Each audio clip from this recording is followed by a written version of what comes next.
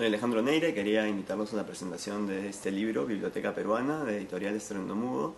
La presentación será este miércoles 5 de diciembre a las 7 de la noche en la librería Crisol de Lóbulo Gutiérrez en Miraflores, y podremos conversar sobre libros, literatura, todas las cosas extrañas que pasan en las bibliotecas con Carlos Vicimito, Dante Trujillo y Ana Núñez.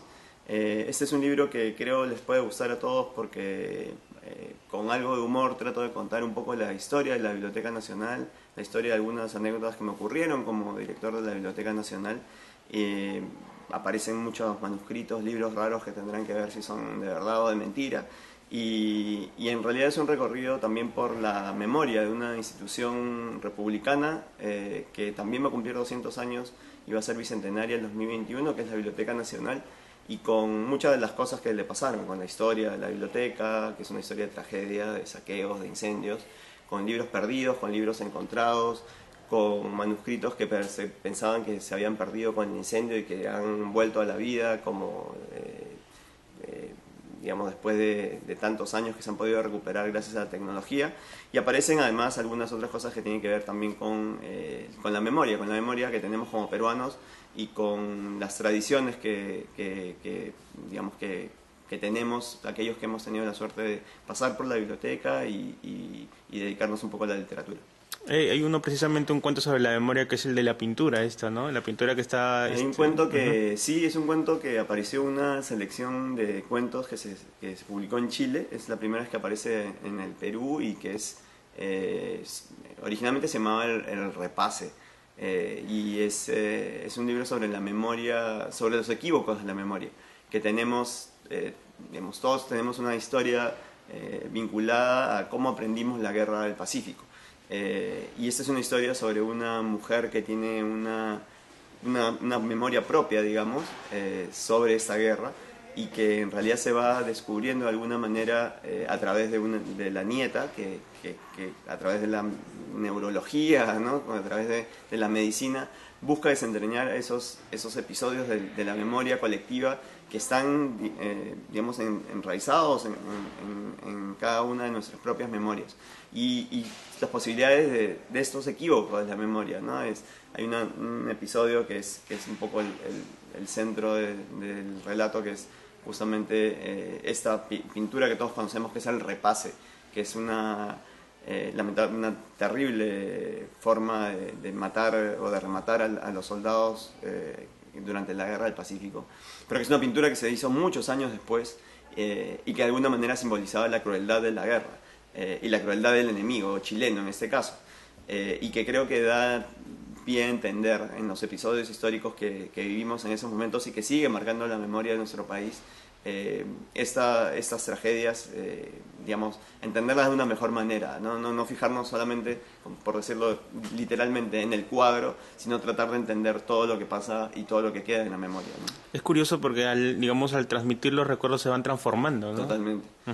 Pueden terminar siendo otra cosa totalmente distinta. Es un poco lo que pasa ahí, ¿no? Que es algo que a mí siempre me llama mucho la atención. O sea, yo cuando era chico quería ser médico, pero quería estudiar neurología para entender todo lo que pasa en el cerebro.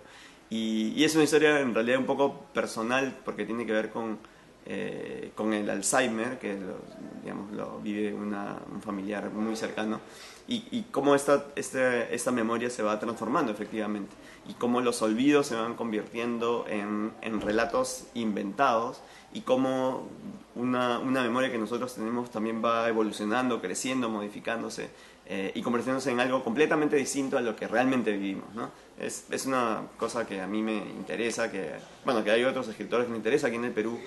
Por ejemplo, Juan Manuel Robles ha escrito un poco sobre eso y está muy interesado en eso también, ¿no? Alejandro, también hay humor, también hay mucha, como siempre, documentación, que es algo que ocurre en todos tus libros, ¿no? Sí. ¿Te parece que este factor de la documentación es, digamos, indesligable de tu literatura? Sí, hay una cosa que a mí me gusta. Bueno, yo aprendí mucho cuando...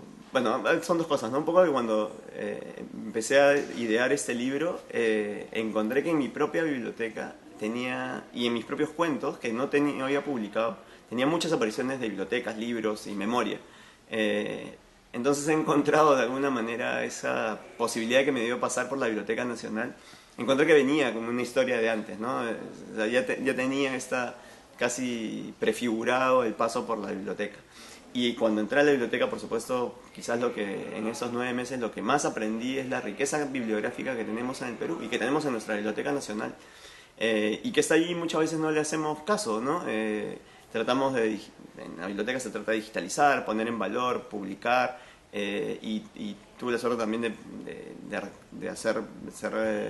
digamos, estar presente en la devolución de libros que volvieron de la biblioteca de Chile. Entonces ahí aprendí muchísimo sobre libros, y muchos de estos, o sea, a mí lo que me interesa siempre es tratar de que el lector se pregunte si efectivamente todos estos libros existen.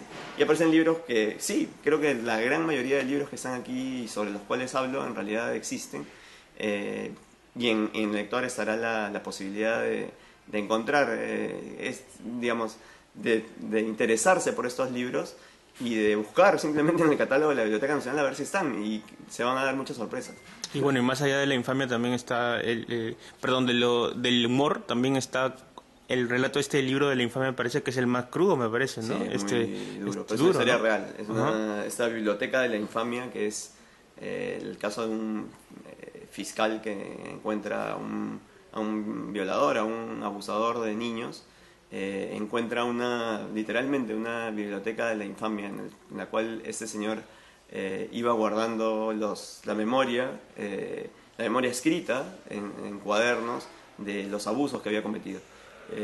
Por supuesto es una recreación, ¿no?, con algunas licencias de este caso, pero es un caso que me lo contaron y que ocurrió en la vida real y que es durísimo y que nos pone también frente a algunas de las cosas que vivimos en el día a día, ¿no?, que es las condiciones de abuso infantil, ¿no? Y de alguna manera hay otro cuento que tiene que ver con esto otro que también es el abuso contra las mujeres, ¿no?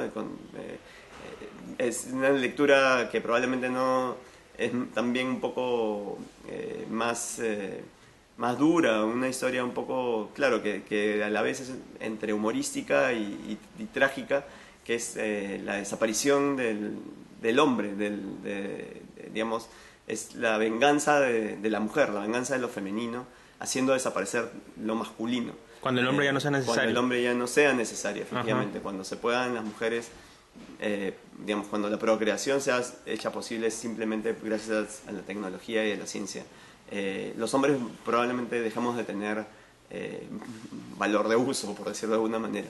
Entonces, es jugar un poco con esa, digamos, con todo este rechazo que personalmente tengo, por supuesto, como debemos tenerlo todo, contra el abuso de las mujeres, poniéndonos del lado de cómo sería un mundo en el cual las mujeres sean las que abusen finalmente de los hombres, ¿no? Es curioso que cierras el libro con un cuento con un toque bastante personal. Quizás podría haberlo abierto, ¿no? El libro, ¿no? Porque hay un comentario sobre tu etapa como director y porque saliste bien y todo eso, ¿no? Y en la persona que te puso también, sí, ¿no?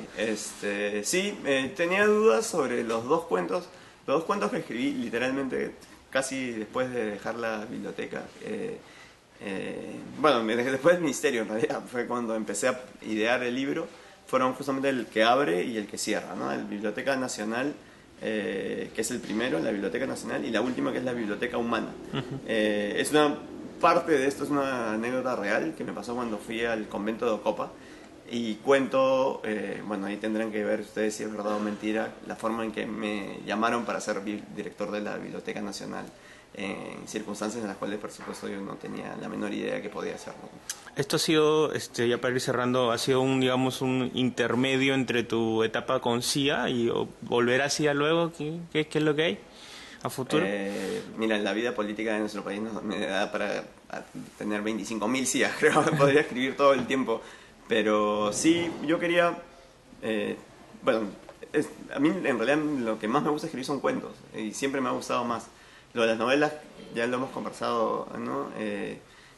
Sale un poco por casi de casualidad, y como me gusta mucho y me divierte mucho y me entretiene toda esta parte que tiene que ver con documentar ¿no? Y escribir luego una novela de espías, que en realidad son más novelas políticas, ¿no? O sea, el título de la novela de espías es como casi la excusa para hablar de la política y la vida política nacional de los años 80 y 90.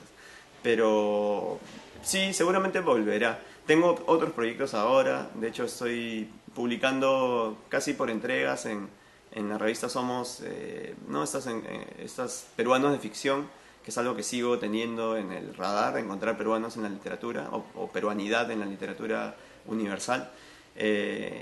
Probablemente tengo un proyecto para tener una edición sobre eso, tengo un libro de ensayos que estoy pensando y una novela lista en realidad que no tiene que ver con CIA, aunque los personajes, hay un personaje diplomático que tiene que ver algo probablemente con el diplomático que aparece en la saga. Lo que necesito es probablemente este verano, si Dios quiere, tener un poco más de tiempo como para sentarme a documentarme nuevamente, a pensar bien cuál sería el siguiente año que le toque a CIA.